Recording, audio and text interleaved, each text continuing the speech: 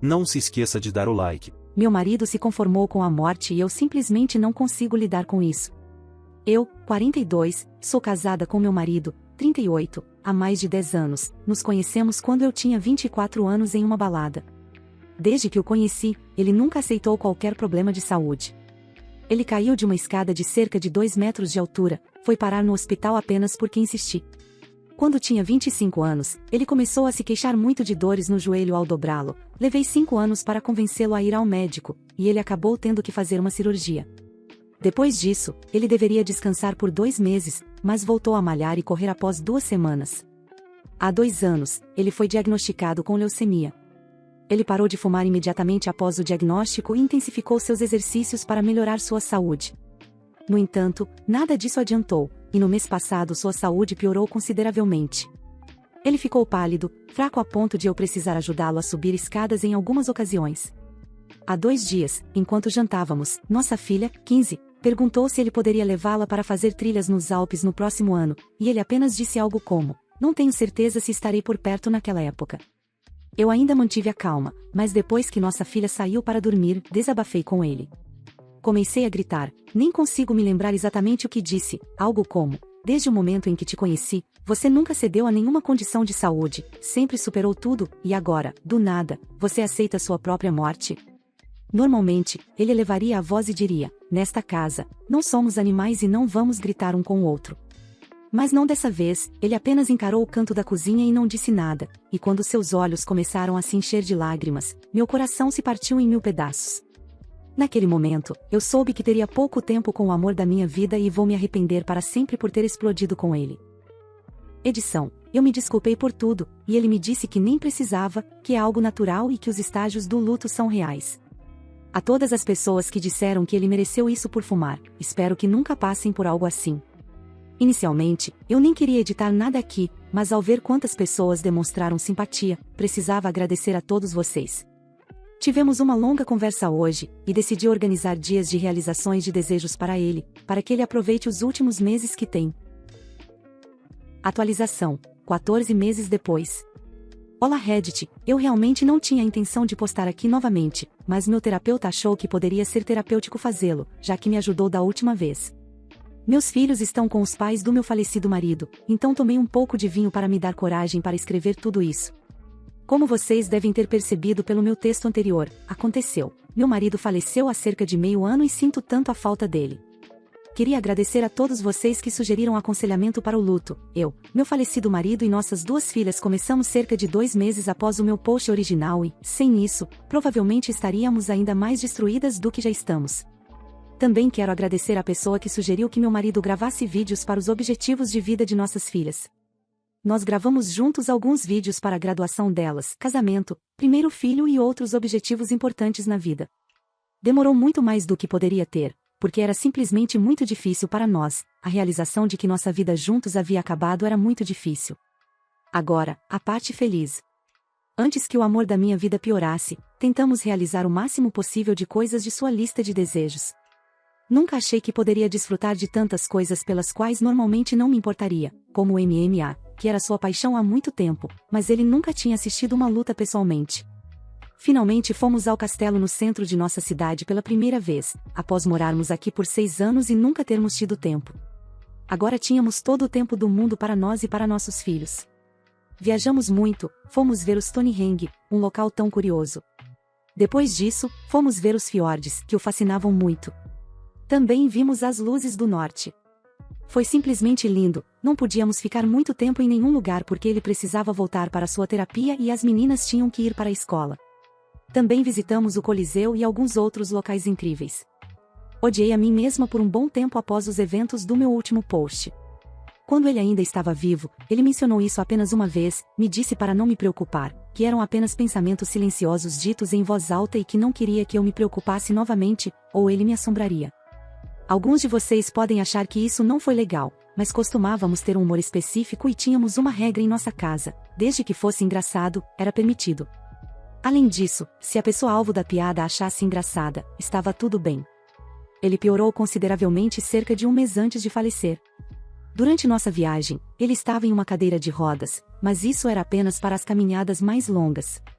No último mês, ele não conseguia mais se mover sem a cadeira de rodas. Odiava vê-lo nesse estado, isso doeu tanto em mim e em nossas filhas. Foi tão doloroso, e eu também vi a dor nos olhos dele, ele estava tão irritado por não poder fazer as coisas do seu jeito. A eutanásia não é legal onde moramos, e ele sempre foi a favor disso. Eu costumava não ser, mas agora que vi o quanto ele estava sofrendo, faria qualquer coisa para que ele se sentisse melhor. Ele merecia escolher o próprio caminho. O que ele não merecia era passar seus últimos dias com dor ou sob o efeito de medicamentos. Em seus últimos momentos, toda a nossa família estava com ele, incluindo meus pais e sogros. Em um de seus momentos finais conscientes, ele nos disse o quanto nos amava. Tentei ser forte para nossas filhas, e permaneci firme até depois de seu funeral. Após vê-lo sem vida, desabei ao perceber que tudo havia acabado, mas pelo menos ele não sentia mais dor. Nunca vou te esquecer, Patrick, vou te amar para sempre. Você foi minha luz neste mundo sombrio, você foi o fogo que me aqueceu. Agora, vou tentar ser um apoio tão bom quanto você foi para mim e para nossas filhas, que te amam tanto e sentem saudades de você. Eu sou o babaca por não honrar as regras do meu primo com os filhos dele? Eu, 28, e minha noiva, 29, compramos uma casa há alguns meses e recentemente terminamos de reformá-la. Meu primo Mike, 44, e sua esposa Dee, 44, junto com seus 3 filhos, 14, 10 e 5, acabaram nos visitando durante o fim de semana. Eles estavam em uma viagem de 4 de julho, mas foram forçados a parar no meio do caminho devido a problemas no carro. Então, eles ficaram conosco durante o fim de semana e também estavam curiosos para ver a nova casa. Minha noiva e eu os recebemos e ajudamos a se instalar. Dee estava exausta e praticamente dormiu durante a visita, e Mike passou a maior parte do tempo com o mecânico, então fomos eu e minha noiva que cuidamos das crianças na maior parte da visita e eles nos deram regras sobre o que expor às crianças. Alguns detalhes: Mike e Dee são extremamente rígidos. Eles não permitem que seus filhos assistam ou brinquem com qualquer coisa a menos que seja adequado para a família e mesmo assim com ressalvas. Eles não são autorizados a ter amigos porque podem envenenar as crianças. Eles desejam a melhor educação para seus filhos, então eles ensinam em casa os 3. Mas, ao mesmo tempo, eles deixam as crianças brincarem com tablets o tempo todo, transformando-os efetivamente em zumbis de tela. As regras que eles nos deram foram basicamente: não deixe que eles saiam do seu campo de visão e não mostre violência em filmes e programas de TV para eles. Não posso enfatizar o suficiente o quanto ele disse para não mostrar violência e deixou claro que não deveria haver violência de desenhos animados também. Depois de preparar comida para eles, as crianças começaram a ficar inquietas e todos os 3 tablets deles descarregaram e eles não trouxeram nenhum carregador, eram tablets infantis com um adaptador específico, então nenhum cabo USB funcionaria. Não sabia o que fazer, todos os videogames que eu tinham alguma violência, então mudei os canais de TV para ver o que eles poderiam assistir e pensei que poderiam assistir Bob Esponja. O episódio em questão não tinha violência e eles gostaram, mas o pai deles não se sentiu da mesma forma. Mike ficou bravo comigo e começou a gritar para não deixar as crianças assistirem Bob Esponja porque esse programa vai torná-los, insira a palavra ofensiva, e transformá-los em, insira insultos homofóbicos. Ele estava realmente irritado e todos os outros se sentiram mal depois. Eles partiram de manhã e agora estou recebendo mensagens e ligações de toda a família dizendo que sou desrespeitoso e um idiota. Estou errado? A atualização. Bem, ele mentiu para toda a família sobre por que estava bravo comigo quando todos ligaram para me insultar. O filho mais velho acabou contando ao avô deles, pai de Mike, meu tio, 67, o que realmente aconteceu, e aparentemente, meu tio ficou furioso. Ele estava irritado porque Mike estava disposto a iniciar tanta confusão na família por causa de um desenho para crianças, e como resultado, meu tio cortou relações com eles. Você vê, Mike e Dee sempre tiveram dificuldades financeiras devido a problemas que não eram culpa deles e também por coisas que eram absolutamente culpa deles. Eles sempre dependeram do dinheiro do meu tio, mas agora as coisas estão piores. Mike me ligou para se desculpar alguns dias atrás e quer que eu diga à família toda que somos amigos novamente, para que não haja hostilidade no dia de ação de graças e provavelmente para conseguir dinheiro de seu pai novamente. A questão é que eu não quero fazer isso. Ele basicamente colocou toda a família contra mim por causa de um desenho de TV bobo, e alguns deles ainda não sabem a verdade. Além disso, o que o impediria de fazer isso de novo? A única coisa que me impede de dizer não é a situação dos meninos. Ainda quero estar na vida deles, e eles querem que eu esteja em suas vidas. Não sei o que fazer. Como devo lidar com essa situação para que eu e as crianças ainda possamos manter contato? A atualização. Acabei conversando com meu tio ontem de manhã e contei a ele o que aconteceu com Mike. Acontece que o pedido de desculpas foi algo que meu tio exigiu que Mike fizesse, mas quando contei a ele como Mike queria que eu contasse ao resto da família, ele percebeu que ele não tinha a intenção genuína de pedir desculpas. Ele me disse que conversaria com Mike sobre isso e também me disse para não me preocupar com ele mantendo os filhos longe de mim, ele sabe que eles gostam muito de mim. Bem, Mike me ligou esta manhã e se desculpou mais uma vez, aparentemente ele não se fez claro o suficiente e eu tirei as coisas de contexto. O que ele queria dizer era que não queria que a história fosse trazida à tona novamente, não acredito nisso. Ele soou derrotado na ligação, então acho que seu pai gritou com ele um pouco mais ou algo assim. Não acho que haverá mais atualizações e espero que toda essa questão trivial sobre Bob Esponja tenha acabado. Fala pessoal, tô passando rápido para avisar que eu abri a loja do canal. Então se você curte meu trampo e quiser me ajudar a manter e crescer cada vez mais esse projeto, tem vários produtos para você escolher. Tem camiseta masculina e feminina, regata, pôster e caneca. É só acessar o primeiro link da descrição ou colocar lojadorobô.com.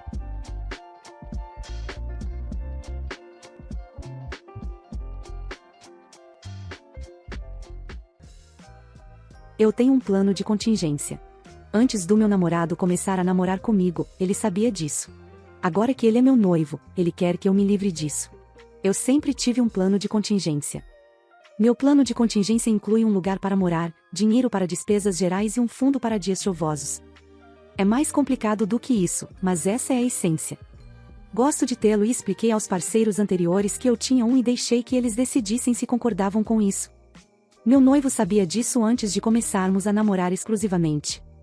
Ele sabia que se algum dia nos casássemos, eu exigiria um acordo pré-nupcial e um pedido para que esse plano de contingência permanecesse intacto.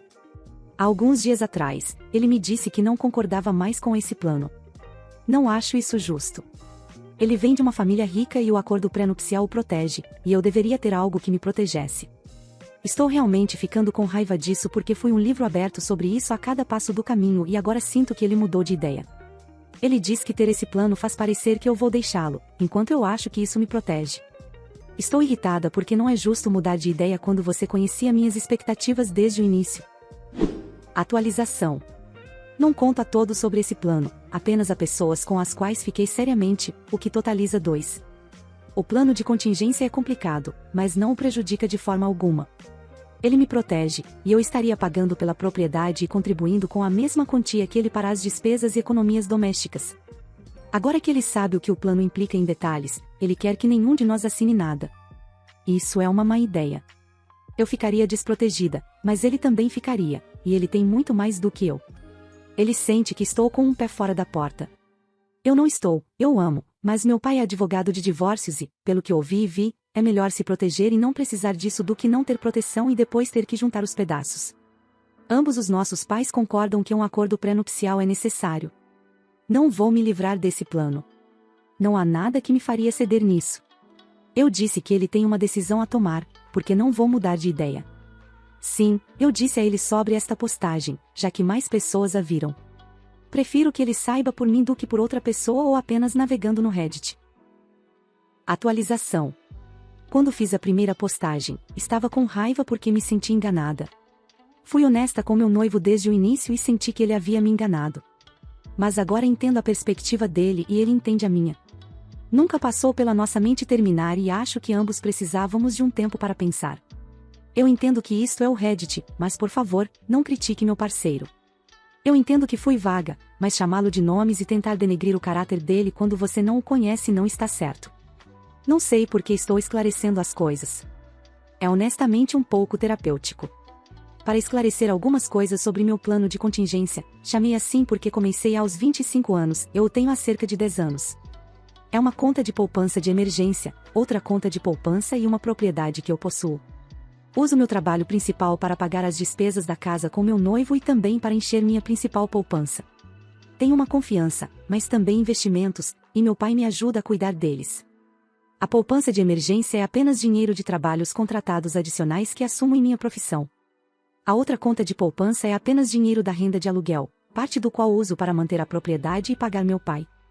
A propriedade é uma casa multifamiliar e alugo todas as unidades, exceto uma. A propriedade foi comprada por meu pai quando eu tinha 24 anos e estou pagando de volta o preço de compra a ele, sem juros, há alguns anos. A propriedade vale muito agora, mas meu pai só aceitaria de mim o que pagou por ela. Ele pegou um empréstimo para mim porque queria que eu estivesse financeiramente segura. Estou pagando de volta a ele, mesmo que ele já tenha pago o empréstimo há muito tempo. Não há como eu poderia comprar essa propriedade agora, ou mesmo 5 anos atrás, já que os preços das casas dispararam onde moro, e sou grata que meu pai tenha feito isso por mim. Finalmente, vou pagar o empréstimo em cerca de 8 meses e antes de me casar. Levei muito tempo para pagar meu pai, porque ele insistiu que eu priorizasse me preparar financeiramente em vez de pagar a ele. A propriedade também fica a 15 minutos a pé do hospital mais próximo e perto do centro da cidade, então é fácil alugá-la para estudantes de medicina. Deixo uma unidade vaga por causa de eventos.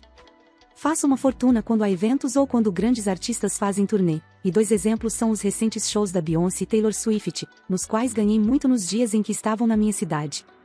Se não houver eventos em que acredito que posso ganhar uma boa quantia, eu alugo para enfermeiras de viagem em períodos de 3 a 4 meses 1 ou 2 vezes por ano, mas realisticamente, pode haver algumas semanas ou 2 a 3 meses contínuos durante o ano em que ela fica vazia.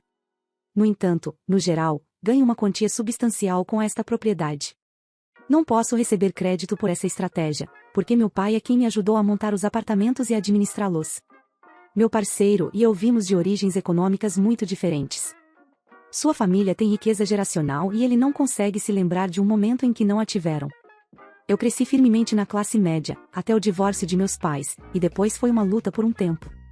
A vida em casa dele foi relativamente estável, com uma mãe e um pai. Por outro lado, meu pai fez o melhor que pôde, mas minha mãe biológica tornou minha infância tumultuada emocionalmente e mentalmente. A diferença na maneira como pensamos sobre dinheiro se tornou muito evidente quando estávamos planejando nosso casamento. Tínhamos discutido que tipo de flores gostaríamos e depois comecei a falar sobre o orçamento e afirmei que achava que 30, 40 mil dólares era um valor geral para pagar por um casamento e uma quantia que poderíamos facilmente pagar. Ele pensou que eu estava falando de 30 a 40 mil dólares só para as flores, e ele e seus pais não recuaram com a quantia e apenas disseram ok. Eu esclareci o que eu queria dizer e eu nunca, jamais pagaria essa quantia só por flores. Quando se trata do plano, meu noivo soube disso assim que ficamos exclusivos.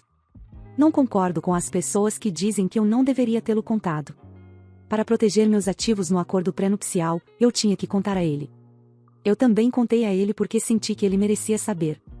À medida que ficamos mais sérios, especialmente com o casamento, eu contei a ele mais após falar com meu pai e descobrir o que era aceitável dizer para que ele entendesse a extensão do plano. A razão pela qual continuei dizendo que o plano de contingência era complicado foi devido ao acordo pré-nupcial que meu pai criou. É muito longo e me protege muito bem, e meu noivo não estava, na visão dele, preparado para a extensão dele. Meu pai e eu chegamos a esse ponto devido ao que ele viu as pessoas fazerem em divórcios, mas também principalmente devido ao divórcio dele, que nos afetou. Não ajudou que eu ainda brincasse que meu pai tentou cobrir qualquer brecha, incluindo pedir a seus associados que revisassem o documento e o revisassem se encontrassem uma. O que eu via como proteção, meu noivo via como uma saída, já que meu pai foi a tal extremo.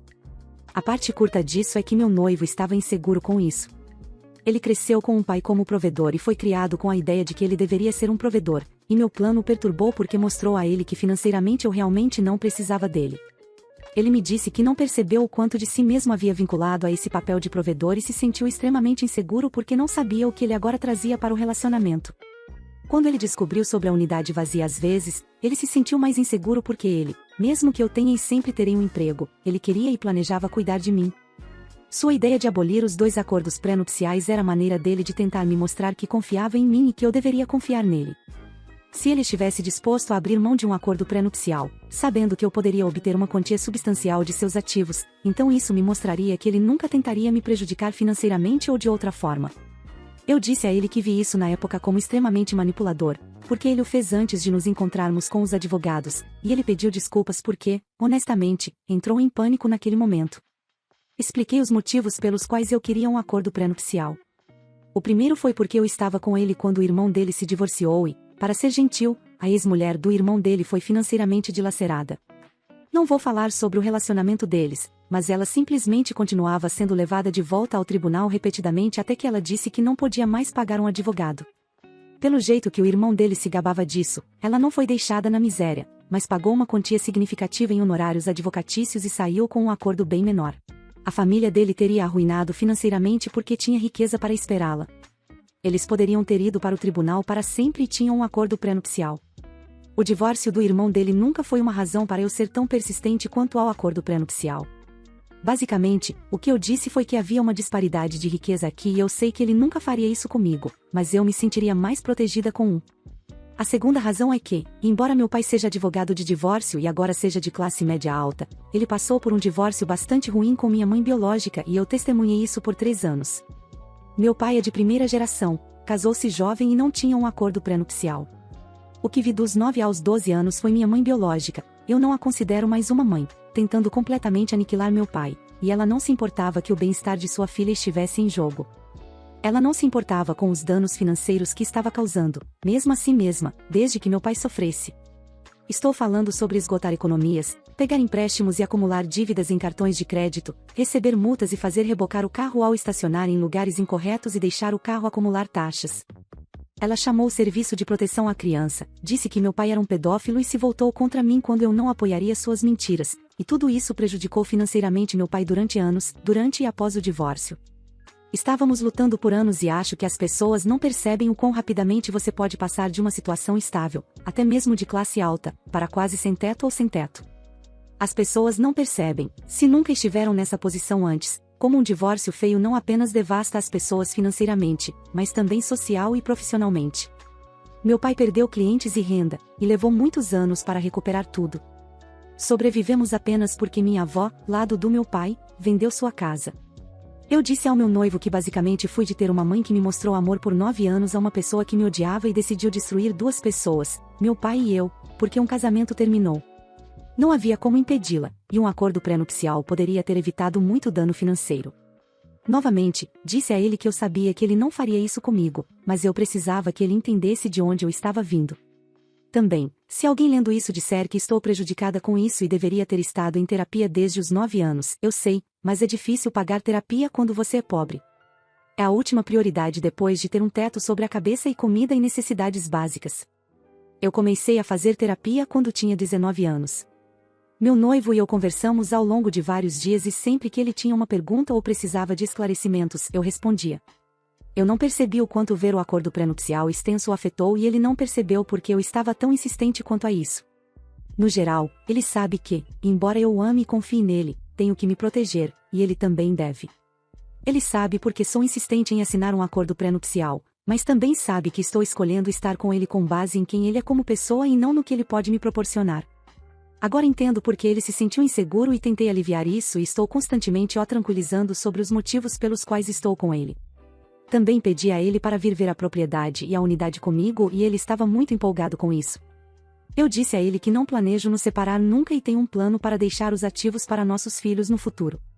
Finalmente, vejo como, quando se trata de pessoas que ele ama, ele age com emoção, enquanto eu sou mais lógica, então ambos vamos tentar ser mais atentos a isso à medida que avançamos. Finalmente, ambos assinamos os acordos pré-nupciais, e sua única estipulação foi parar de chamar o meu de plano de contingência, e, em vez disso, chamá-lo de nunca vou precisar disso. Estamos bem, e estou feliz que isso tenha acontecido, porque mostrou a ambos que precisamos trabalhar mais em nossa comunicação fora da terapia. Vamos continuar planejando nosso casamento e estou animada para começar esta próxima parte de nossas vidas juntos. A esposa está transando agora mesmo. Nunca achei que estaria aqui, mas aqui estou.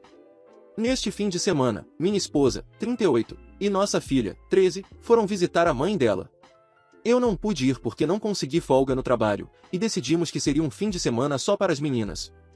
Sou bombeiro em uma grande cidade do sul e estava atendendo uma chamada e me preparando quando nossa despachante me liga para dizer que há alguma emergência. Na verdade, não era necessário no chamado de trabalho, então peguei meu celular e encontrei uma série de mensagens de texto da minha filha e algumas de um número que eu não tinha na minha agenda. No curso de cerca de 11 mensagens de texto, descubro que minha filha foi patinar no gelo, caiu e quebrou o pulso. Ela está na sala de emergência, mas não consegue ser atendida porque ninguém consegue encontrar minha esposa. O número desconhecido pertence a uma amiga da minha esposa que foi para a sala de emergência para ficar com minha filha. Ela foi acompanhante das meninas que foram patinar. Então, ligo para essa amiga e, depois de muita hesitação, ela admite que minha esposa foi jantar com um cara aleatório. Bem, nós sempre compartilhamos nossa localização com a família por causa do meu trabalho. E, claro, verifico o endereço e o busco no Google, e é um hotel maldito. Isso foi às 22 horas. Agora já se passaram quase 4 horas e ela não respondeu às minhas mensagens, mas finalmente ligou para minha filha. Tenho permissão e informações de seguro, e ela fez um molde e foi encaminhada para ver um ortopedista quando chegar em casa. A amiga levou nossa filha de volta para a avó dela e me mandou uma mensagem. Ela disse que, lamento que você tenha descoberto dessa maneira sobre o nome de um cara. Aparentemente, isso tem acontecido todas as vezes que ela foi para casa e eu não fui. Enquanto isso, trabalhei horas extras incontáveis para pagar nossa casa, fazer viagens agradáveis e enviar nossa filha para a escola particular mais cara da nossa cidade. Sou um tolo. Atualização. Conversei com um advogado, como muitos de vocês sugeriram. Durante essa conversa, percebi que ela realmente não tem muito acesso a dinheiro que seja dela. A removi como usuária autorizada dos meus cartões de crédito. Ativei a autenticação de 2 fatores em praticamente qualquer outra coisa que ela possa tentar pegar. Obtive meu relatório de crédito e descobri que ela abriu um cartão de crédito conjunto que eu não sabia, como também estou na conta, consegui fazer login e imprimir as despesas, basicamente um cronograma perfeito de restaurantes e hotéis que ela pagou. Acontece que ela também tem contas no Tinder e Bumble, que apareceram quando analisei as últimas faturas telefônicas. Tenho um amigo que é delegado nestas partes e estará aqui esta noite quando ela chegar em casa. Reservei um quarto para ela em um hotel próximo por uma semana e paguei antecipadamente. Ela pode ficar lá por enquanto e resolver as coisas por conta própria a partir de amanhã. Minha filha e eu conversamos, e ela sabe o que está acontecendo e está brava com a mãe. Portanto, os próximos passos são encontrar alguém para ela conversar. Graças ao meu trabalho, tenho um ótimo seguro, então isso é uma preocupação a menos. Decidi que também vou ser sincero com a mãe dela quando a esposa e a filha estiverem no avião de volta aqui. Vou tirar alguns dias de folga para lidar com isso. Obrigado pelos conselhos de todos. Atualização final. Essa será a última atualização sobre essa triste situação. Em primeiro lugar, obrigado a todos que deram suas opiniões. É incrível o número de bombeiros e agentes da lei com quem conversei que estão em situações semelhantes.